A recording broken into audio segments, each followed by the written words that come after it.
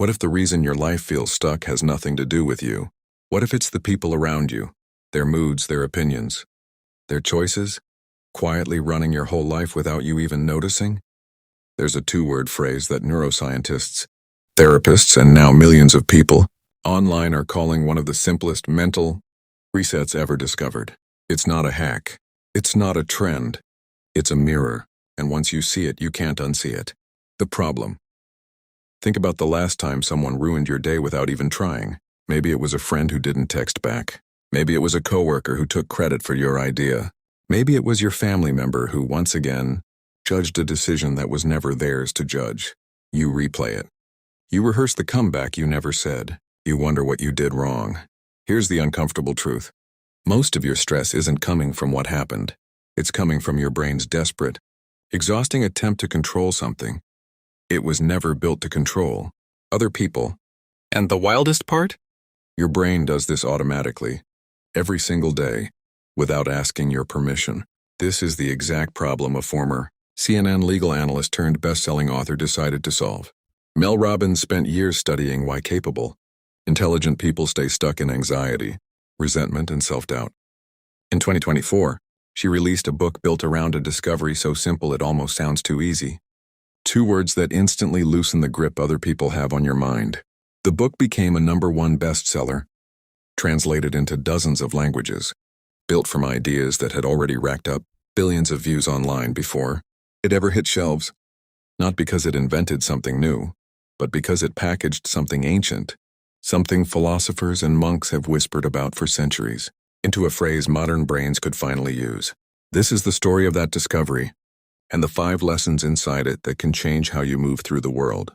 Lesson 2. The weight you didn't know you were carrying. Picture a woman at a family dinner. Every year, the same relative makes a comment about her career, her weight, her choices. Every year, she leaves rehearsing what she should have said. She spends the entire drive home replaying it, and the entire week after still thinking about it. She's not being dramatic. Her brain is doing exactly what it evolved to do, what the author teaches. Robbins argues that most emotional pain in daily life doesn't come from events, and it comes from the invisible expectation that other people should think, feel, or behave differently than they actually do. The psychology behind it. Humans evolved in tribes. Being disliked by the group once meant real physical danger. Exile, starvation, death. So the brain built a powerful alarm system for social approval. That alarm hasn't updated in 50,000 years. It still fires just as hard over a dismissive text message as it once did over tribal rejection. Why our brain behaves this way. This is your threat detection system misfiring. It can't tell the difference between, I might get kicked out of the tribe, and my aunt disapproves of my job. Both trigger the same cortisol response. Real-life example. Think about the last time you refreshed a message thread, hoping for a reply that would finally make you feel okay. That's not weakness, and that's ancient wiring colliding with modern life. Practical application. The next time someone's opinion starts looping in your head, say 2 words internally. Let them. Let them think what they think. Their opinion is data about them, not a verdict on you. Quote, as Robbins puts it, the moment you stop trying to manage what other people think, you finally have the energy to manage your own life. Action step. Today, pick one person whose opinion has been living rent-free in your head. Mentally say, let them, and notice, does anything about your actual life change? If they keep thinking that, usually no. Lesson 2. The control illusion. The story. A man invites a friend to his birthday. The friend says, maybe. For 3 days, he checks his phone obsessively, drafts and deletes follow-up texts, and feels his mood rise and fall based on whether the friend has replied. What the author teaches. Robbins names this the control illusion, the belief that if you just say the right thing, plan hard enough, or manage the situation perfectly, you can guarantee how someone else responds. You can't, you never could. The psychology. This connects to something psychologists call the illusion of control, a well-documented bias where humans overestimate their influence over outcomes that are actually random or determined by someone else entirely. Why it happens. Certainty feels safe. Uncertainty feels like danger. So the brain manufactures a false sense of control just to calm itself down, even when that control is fake. Real-life example. Ever over-explained yourself in a text, then reread it 5 times before sending, hoping the right wording would guarantee a good reaction? That's the control illusion in action. Practical application. Say let them. The moment you catch yourself trying to engineer someone else's response, then ask, what's actually within my control here? Usually it's just your next move, not their reaction. Action step. Send one message today without editing it 5 times. Let their reaction be their reaction. Lesson 3. Comparison is a thief with good PR. The story. A young professional opens social media during lunch. In 60 seconds, she's seen a friend's promotion, a stranger's vacation, and an ex's new relationship. She closes the app feeling worse than when she opened it, even though nothing in her own life has changed. What the author teaches. Robbins connects. Constant comparison to a slow erosion of self-worth, one built entirely on other people's edited highlight reels. The psychology. This taps directly into social comparison theory and the brain's dopamine reward loop. Every scroll offers a tiny hit of novelty, but every comparison quietly resets your baseline of enough a little lower. Why it happens. Comparison used to be local. You compared yourself to maybe 150 people in your village. Now you compare yourself to the most curated, filtered version of millions of strangers. Your brain wasn't built for that math. Real-life example.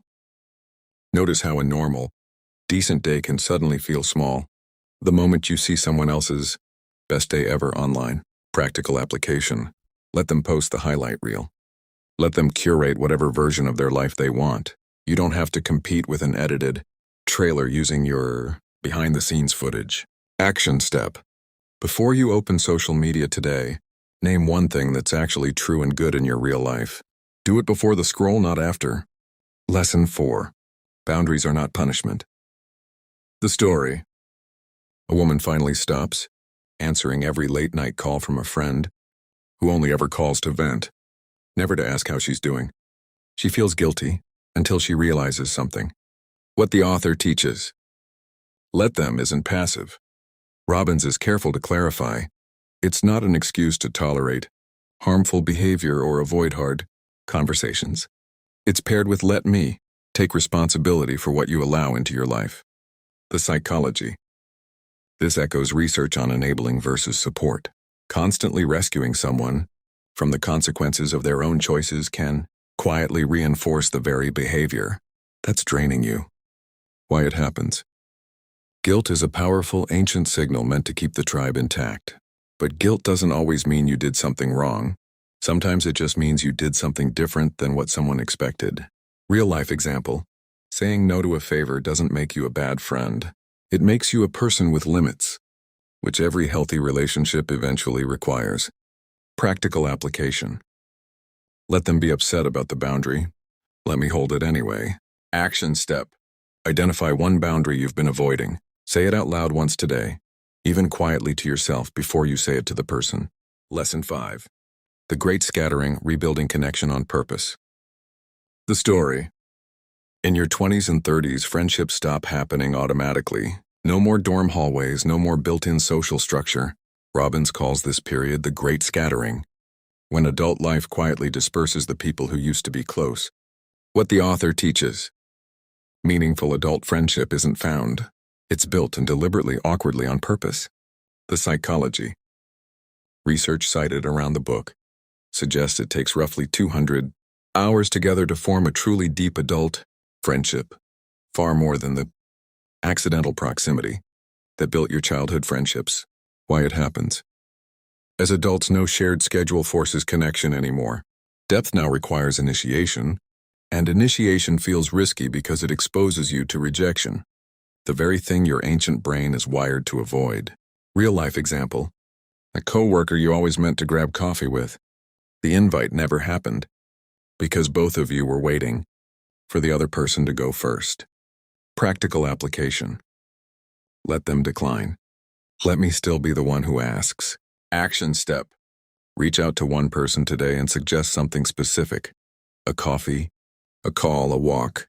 Not we should catch up sometime, a real time. Pattern interrupt recap. Point to be remembered. Here's what nobody tells you about all 5 of these lessons. None of them require the other person to change at all. That's the whole point. That's where almost everyone gets this wrong. They think let them means giving up. It actually means finally picking up the one thing you were always in charge of yourself. One thing. You will never control what your family thinks of your choices. You will never control whether your friend replies today or in 3 days. You will never control what a stranger posts, what a coworker says in a meeting, or how anyone chooses to treat you. But you were never supposed to. Your job was never to manage 8 billion other minds. Your job is, and always was, and to manage one. Your future isn't built by one big decision.